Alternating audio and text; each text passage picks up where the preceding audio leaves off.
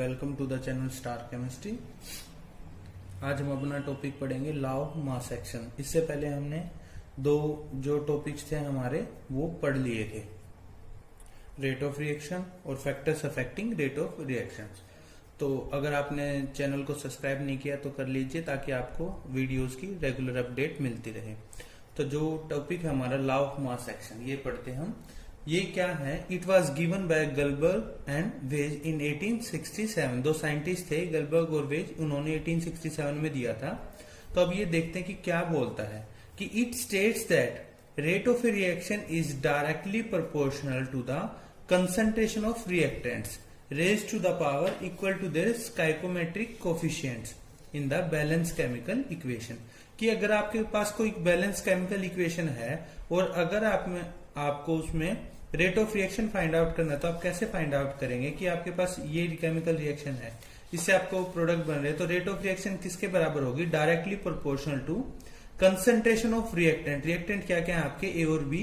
तो concentration of reactant raise to the power equal to their stoichiometric coefficient, कि जो इनके कोफिशिएंट है इनकी पावर क्या होगी? इनके रेज टू द हो जाएगी। तो ये क्या बताता है हमें? लॉ ऑफ मास एक्शन से हमें पता लगता है। तो बहुत इंपॉर्टेंट है एग्जाम पॉइंट ऑफ व्यू से, और उतने ही ज्यादा समझने हैं हमें, वो भी जरूरी है। तो ये हमने देख लिया इसकी। तो रेट है उसको हम कैसे फाइंड आउट करेंगे? जब प्रोपोर्शनलिटी का साइन रिमूव करेंगे तो क्या आ जाएगा? K into a to the power a और b to the concentration of b to the power small b. तो ये क्या थे? हमारे कोफिशिएंट्स थे बैलेंस केमिकल इक्वेशन में, और ये हमारे क्या है? रिएक्टेंट्स है। तो यही हमें किससे पता लगता है? लॉ ऑफ मास एक्शन से। तो यहाँ पे जो के है वो के क्या है? के इज द रेट कांस्टेंट और वेलोसिटी कांस्टेंट। इसको हम रेट कांस्टेंट बोलते हैं या फिर वेलोसिटी कांस्टेंट। तो अब बात आती है, तो अगर हम बात करें रेट कांस्टेंट की, तो रेट कांस्टेंट क्या होगा कि rate constant is the rate when the concentration of each of the reactant is taken as unity. कि आपके पास जो ये रिएक्टेंट है, अगर इनकी कंसंट्रेशन को आप यूनिटी कर देते हैं तो उस दौरान जो भी रेट होगी उसको हम क्या बोलेंगे? रेट कांस्टेंट बोलेंगे। तो ये है हमारा रेट कांस्टेंट। तो दूसरा देखते हैं, it is a constant, it does not depend upon the initial और इंस्टेनियस कंसंट्रेशन। कि ये कंसंट्रेशन पे डिपेंड नहीं करेगा क्योंकि ये एक कांस्टेंट है, तो कांस्टेंट वैल्यू इन पे डिपेंड नहीं करेगी। किसकी? रिएक्टेंट की। तो अब इसके करेक्टरिस्टिक्स की बात करें तो करेक्टरिस्टिक्स क्या क्या होंगी इसकी रेट कांस्टेंट की? कि it depends from reaction to reaction. कि ये क्या होगा? हर एक रिएक्शन के लिए जो के की वैल्यू होगी वो क्या होगी? अलग होगी। ये नहीं होगा कि एक रिएक्शन है तो उसके लिए वही है तो सभी रिएक्शंस के लिए वही होगी। But it's value is constant if the temperature remains constant. अगर किसी कांस्टेंट टेम्परेचर पे हम रिएक्शन कर रहे हैं तो उसकी वैल्यू क्या होगी? कांस्टेंट हो जाएगी। वरना हर रिएक्शन है उनके लिए इसकी वैल्यू जो है अलग अलग होती है। तो सेकंड पॉइंट क्या देखते हैं, किससे हमें क्या पता लगता है कि लार्जर द वैल्यू ऑफ के faster will be the reaction. की जितनी ज्यादा इस के की वैल्यू होगी उतना ही क्या होगा? रेट भी ज्यादा होगा। रेट ज्यादा होगा तो आपकी जो रिएक्शन है वो कैसी होगी? फास्ट होगी। तो ये इसका पॉइंट था। अब इसके बाद आता है कि different reactions have different value of के। ये हमने अभी देख लिया कि सभी जो हर रिएक्शन है उनके लिए के की वैल्यू अलग होती है। फोर्थ क्या है? It depends on temperature and catalyst. के जो आपका रेट कांस्टेंट है वो किस किस पे डिपेंड करता है? एक तो आपका टेम्परेचर पे डिपेंड करेगा और दूसरा कैटलिस्ट पे डिपेंड करता है। तो ये हमने क्या देखा? कैरेक्टरिस्टिक्स देखी है किसकी? रेट कांस्टेंट की। जो ये हमारा लॉ ऑफ मास एक्शन है, ये हमने जब बाद में स्टडी किया तो पाया कि ये जो आपकी एलिमेंट्री रिएक्शंस है, सिंगल स्टेप रिएक्शंस है, उनके लिए तो क्या है? एप्लीकेबल है, लेकिन जो आपकी कॉम्प्लेक्स रिएक्शंस है उनके लिए एप्लीकेबल नहीं है। तो अभी हम देखते हैं कि एलिमेंट्री रिएक्शंस कौन सी होती है और कॉम्प्लेक्स रिएक्शन कौन सी होती है। अगर हम इनकी बात करें, रिएक्शंस दो टाइप की हमने देखी, एलिमेंट्री और कॉम्प्लेक्स। तो देखते हैं एलिमेंट्री रिएक्शन कौन सी होती है कि those reactions which follow the law of mass actions are called as elementary reaction. की जो जिन रिएक्शंस पे law of mass action follow होता है, एप्लीकेबल है, उनको हम क्या बोलते हैं? एलिमेंट्री रिएक्शन बोलते हैं। These reactions are generally single step. ये कैसी होती हैं? सिंगल स्टेप रिएक्शंस होती हैं। अगर हम इनके एग्जाम्पल की बात करें तो एग्जाम्पल है आपका, जैसे ये है हाइड्रोजन आयोडाइड है, ये ब्रेक डाउन होगा तो क्या बनता है आपका H2 प्लस I2 बनता है। ये कैसी है? सिंगल स्टेप रिएक्शन है, एक ही स्टेप में हो जाएगी आपकी। और अगर हम देखते हैं PCl5 है, PCl5 किसमें PCl3 प्लस Cl2 में ब्रेक डाउन होता है, तो ये भी आपकी कैसी है? एलिमेंट्री रिएक्शन है। इन रिएक्शंस पे लॉ ऑफ मास एक्शन आपका एप्लीकेबल होगा। फिर आती है आपकी कॉम्प्लेक्स रिएक्शंस, कि those reactions which takes place through a sequence of 2 or more consecutive steps, कि वो रिएक्शन जो एक सीक्वेंस में होती है, कितने, किसके? 2 या 2 से ज्यादा स्टेप्स के, कि एक स्टेप हुआ फिर दूसरा फिर तीसरा, कितने भी स्टेप हो सकते हैं, उन रिएक्शंस को हम बोलेंगे कॉम्प्लेक्स रिएक्शन। कहने का मतलब ये एक स्टेप में नहीं होती है। तो या अगर उसको हम बोलना चाहें दोबारा अलग तरीके से डिफाइन करें कि those reactions do not obey the law of mass actions are known as complex reaction. आप ऐसे भी बोल सकते हैं कि इन रिएक्शन, जिन रिएक्शंस पे law of mass action obey या फॉलो नहीं होता या एप्लीकेबल नहीं होता, उसको आप क्या बोलेंगे? कॉम्प्लेक्स रिएक्शन बोलते हैं। तो देखते हैं कि कैसे है ये। कोई हमने एग्जाम्पल लिया एक रिएक्शंस का कि इसमें क्या है?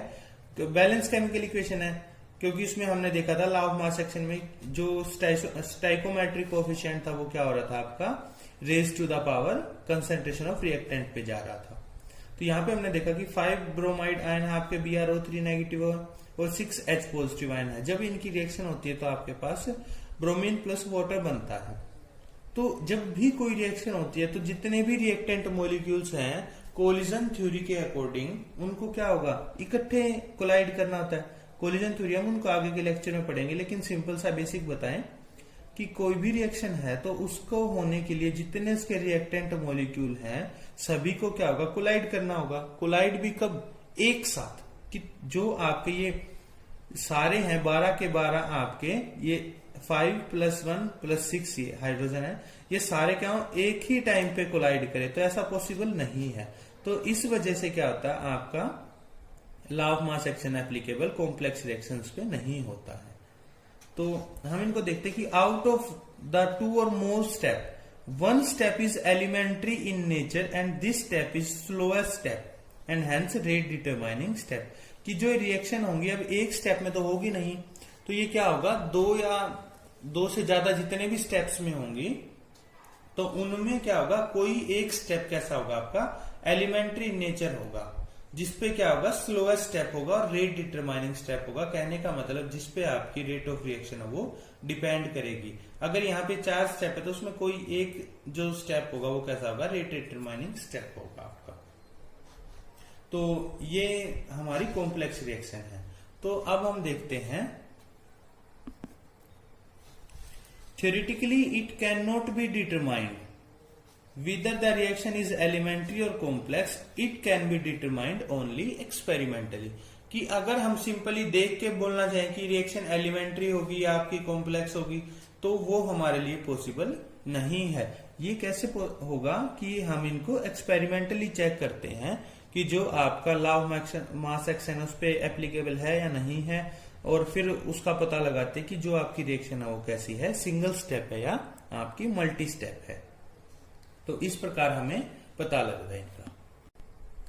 तो अब हमारे पास क्या आता है? Rate law. रेट लॉ की जरूरत क्यों पड़ी? क्योंकि हमने देखा कि सभी रिएक्शंस पे या जो आपकी कॉम्प्लेक्स रिएक्शंस थी उन पे law of mass action applicable नहीं था, तो इसलिए हमें रेट लॉ की आवश्यकता पड़ी कि since the law of mass action is not applicable to all reaction, hence rate law expression या rate law expression is given which is determined experimentally and is applicable to all reaction।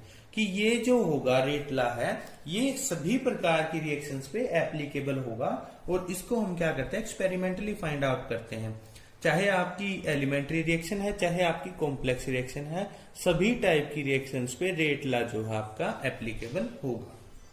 तो अब इसको देखते हैं कि क्या है इसकी रेट लॉ क्या एक्सप्लेन करता है। कि it states that the rate of a reaction is directly proportional to concentration of reactant raise to the power, raise to some power, ध्यान करेंगे यहां पे, raise to some power which may or may not be equal to stoichiometric coefficient in the balance chemical reaction. कहने का मतलब कि अगर हमारे पास ये देखते हैं कोई रिएक्शन है ए, ये हमारी A+B, इसके कोफिशिएंट है A और B, इससे प्रोडक्ट बनता है, तो क्या होगा यहाँ पे जो रेट होगा वो किस पे डिपेंड करेगा, directly proportional to concentration of reactant. Concentration of reactant A और B है हमारा, concentration of reactant raise to some power which may or may not be equal to stoichiometric coefficient. जो ये पावर है x और y हमने यहां पे लिया है, ये x और y जो है a की पावर x है, तो जो ये x है ये a के बराबर भी हो सकता है और a के बराबर नहीं भी हो सकता है, और जो y है वो b के बराबर हो भी सकता है और b के बराबर नहीं हो सकता। इसको हम देखें कि प्रोपोर्शनलिटी का साइन रिमूव करेंगे तो क्या आएगा, rate is equal to k into a to the power x concentration of b into b to the power y। तो यहां पे देखते हैं कि x में भी, ये जो x है may be equal to a और may not be equal to a, ऐसे ही जो y है may be equal to b और may not be equal to b।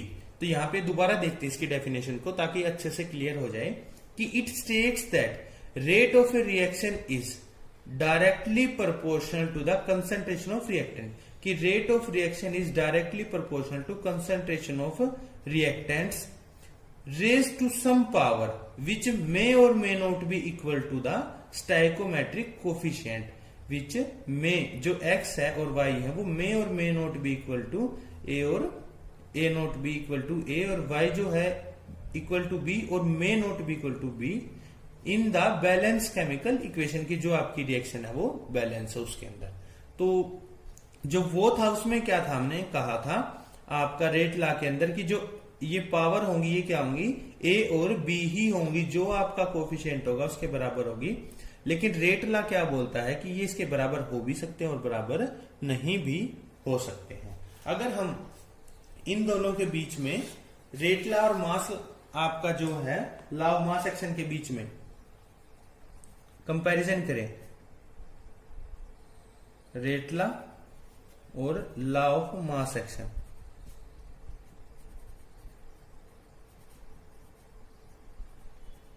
के बीच में अगर कंपैरिजन करते हैं इसी रिएक्शन के लिए a प्लस बी, तो रेट लॉ क्या बोलता है, इसमें जो रेट होगी वो कैसे डिफाइन करेंगे, rate is equal to k into concentration of a into concentration of b।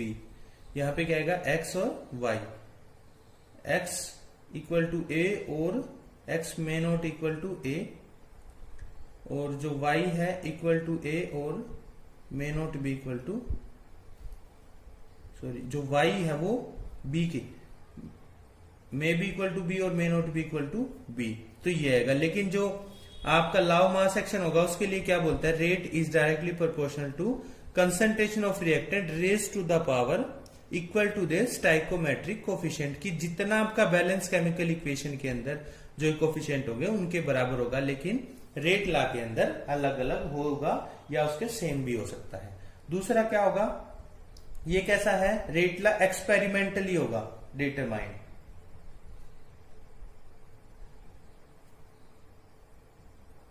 Experimentally determined, और ये क्या होगा आपका थ्योरेटिकली डिटरमाइंड।